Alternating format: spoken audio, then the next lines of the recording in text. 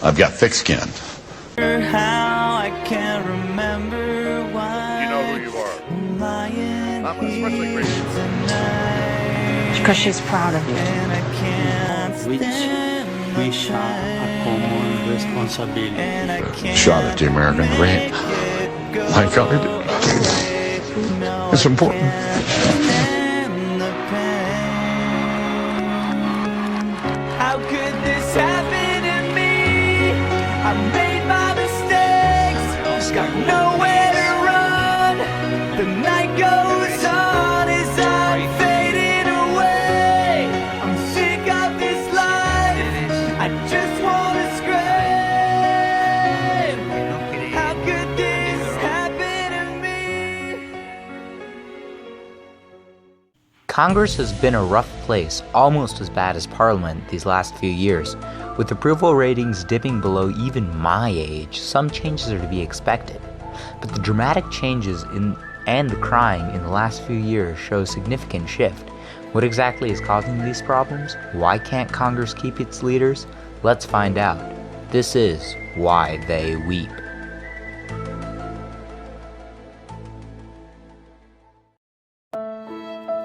Our journey begins with Mr. Daniel Pandito, a former Speaker of the House who literally got kicked out of Congress and suffers from severe head trauma and balance issues. Hopefully, he'll shed some light on these problems. Hello, my name is Daniel Pandito, and I'm a former Speaker of the House for the Republicans.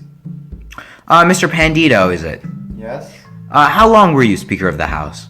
I was Speaker of the House for around 9 plus 10 years.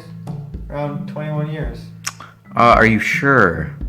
Yes, I'm sure. 9 plus 10 is 21.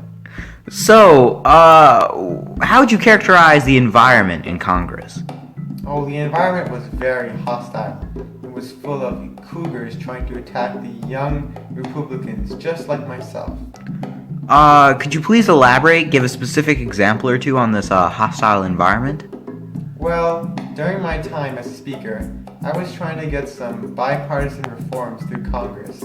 However, all of a sudden, all of my fellow Republicans started to hate me, and I didn't know why. But you know, as T. Swizzle says, haters are gonna hate. So all I did was shake. And what happened next? Well, after that, everything changed when the Fire Nation attacked. The Fire Nation. Yes, the Fire Nation. Otherwise known as the Tea Party. Oh, okay. So you're referring to the wave of radical Republicans that arose after 2009. Indeed. So what happened next? What happened to your party after that? What happened to your job? Well, everyone started to hate me, and even though I tried to shake it off, they kicked me out, and I couldn't do anything about it. They got rid of you in Congress. You lost your job. I did. Mr. Pandito was a start, but why? Why are so many leaders getting kicked out? Why are leadership positions so difficult to hold? What started all this? The answer, it turns out, is very fruity. Hi, my name is Peyton Oshevka, and today we're going to be talking about how Congress's leadership is kind of like a piece of fruit. Let's say that this apple is new leadership within Congress. Right now it's unbruised and ready to work hard. But then, the apple soon realizes that constant disputes within the party bruise it. Right now, this apple is still edible, but then constant disputes and the inability to agree within Congress and the party damage it beyond repair. Now, the American people don't want to eat a bruised piece of fruit. So what happens? It goes in the trash, and then a new piece of fruit comes in to replace it. But it'll only be so long before this fruit becomes bruised too. Look around. Whether it's the damaging rhetoric of news pundits or the unexpected rise of Donald Trump, it's easy to see how polarized politics have become today. Indeed, a new Pew Research report recently found that Americans are more ideologically split than ever. But why? To put it simply, Congress's polarization can be dated back to the split in the Democratic and Republican parties as a result of Lyndon Johnson's civil rights legislation in the mid-1960s. Now, on the board here, you'll see a chart of the Democratic and Republican parties post and pre and post split.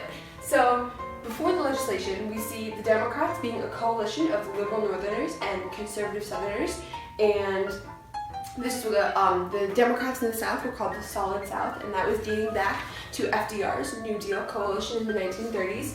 And then we see our Republicans being a coalition of conservatives as well as moderate Northerners, which you would not expect today because usually northern states are more associated with Democrats while the southern states are more associated with Republicans. But then after LBJ passes the civil rights legislation, the Southerners don't want to be associated with it. So they split from the Democratic Party and become Republicans. And then the Republicans, the Northerners in the Republican Party, find themselves increasingly out of place in this party that has now been overrun with Southerners. So they switch over to the Democratic Party, and ever since then, Congress is becoming more polarized, and nowadays there have been many debates over what the scope of government should be as a result of this. But how does this polarization affect Congress's leadership? Well, as Jeff Stonecash has discussed, party leadership tends to be more moderate, while party members have the room to be more ideologically extreme because they're not the face of the party, while the leadership needs to cater to the base and the party as a whole. Leadership positions have been described as a dead-end job because leaders must make unpopular decisions to get their party to fall in line, which often results in them losing the support of their constituents.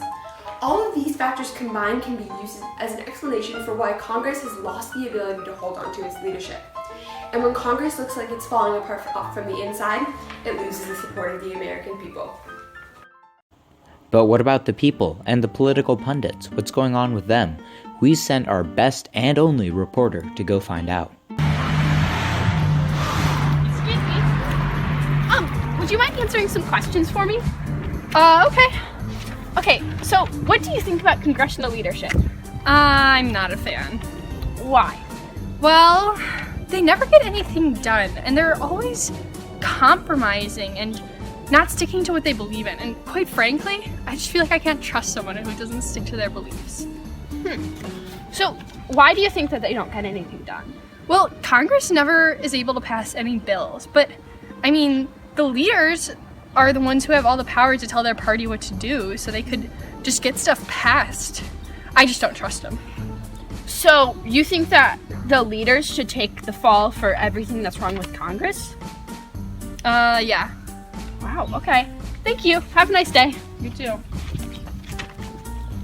Hello. We are now joined by a professor at Columbia University who teaches about the workings of Congress, Moya Rorty. So Moya, what do you believe a good congressional leader should be able to do? Well, the most important thing they must be able to do is compromise. If they want to get a bill through, they must be willing to give a little on it in order to get the job done. The reason we have a Congress is so they can make laws. If they aren't going to do that, something's not going right. One way by which politicians compromise is by responding to public opinion. According to Lawrence Jacobs, the congressional leaders must be the ones most responsive to the public opinion of the nation because individual congressmen are much more likely to be polarized and therefore less responsive to constituents, so the people need someone to stick up for their beliefs. So what are the advantages of being a congressional leader? Well, you are in theory able to shape how your party acts. You're also able to get your name out there. Being a leader in Congress is a much more prominent position than being a regular congressman. So why, if those are the advantages, those seem pretty good, why does no one want to take the job? It's a dead-end job. You're forced to compromise, which taints your political record. It's very demanding. You have to travel and fundraise a lot. One of Paul Ryan's biggest concerns when he took the job was that he wouldn't be able to spend much time with his family. Poor guy. Also, due to the common misconception that party leaders can control how members of their party vote, which according to Bloomberg isn't true, the leaders often take the fall for bills that aren't passed. Thanks, reporter person. I knew hiring someone from their MySpace profile was a good idea. Armed with this information, I headed back to Mr. Pandito to find some solutions for this problem. Mr. Pandito, I noticed during the course of our interview that you have something very oddly shaped beneath your leather jacket. Would you care to share with us? Well, after the Fire Nation, aka the Tea Party, attacked, everyone started to hate moderates like me. I just wanted to get stuff done, but that's not what everyone else wanted to do.